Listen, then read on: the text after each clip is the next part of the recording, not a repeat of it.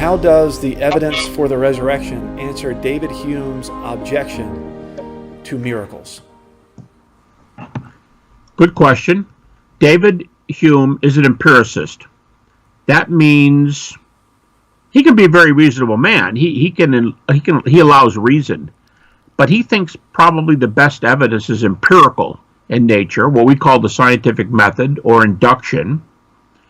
And the first thing I'd say before I go into the resurrection is that a number of contemporary scholars, including one agnostic who goes after Hume and wrote a book on Hume's failure to make a good argument. In fact, the title of the book is The Abject Failure. I mean, the outstandingly poor failure of Hume. And this person's at least an agnostic philosopher. Here's one problem. Hume doesn't do induction the right way.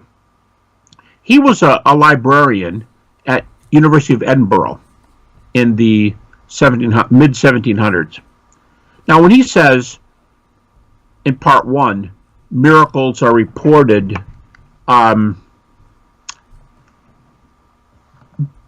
so unanimously that the evidence is against them it's a done deal. Nobody's seen a miracle.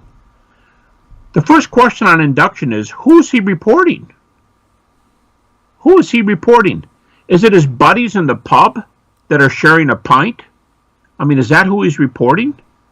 Because everybody knows in 1700s, 1800s, 1900s, or 2000s, if you expand your survey just a little bit, if you put an ad somewhere in a newspaper, if you've seen a miracle, contact me.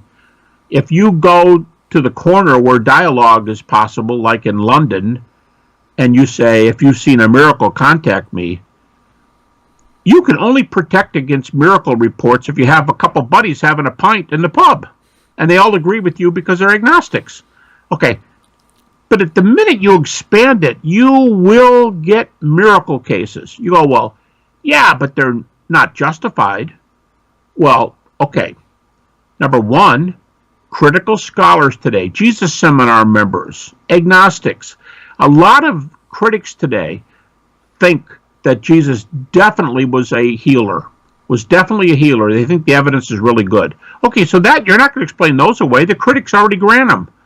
Okay, second example. The guys on the street or who answer your newspaper, they're going to say, yeah, my mom had cancer and doctor said she'd be dead in 6 months, and that was 11 years ago, and she's still alive. We all know those stories. So the point is, induction, Hume either had to use such a small sample of guys who agreed with him, or, I don't think he was lying, or he didn't count anybody who had contrary evidence. But the minute you expand your group, if you're doing induction, you got to do a survey. The minute you expand it, you are going to get miracle stories. So it's untrue. His words are, a firm and unalterable experience opposes miracles. Those are his words. A firm and unalterable experience. It's not like that. You get a lot of miracle reports, and today they're written up in medical journals. Okay, his view of induction is messed up. But if you're talking about early evidence, we've already outlined it. I won't go over it again. We've got creeds from maybe the same year, oral statements that were written down from the same year. Again, Bart Ehrman says 1 to 2 years after the cross. Gerrit Ludeman says 3 maximum.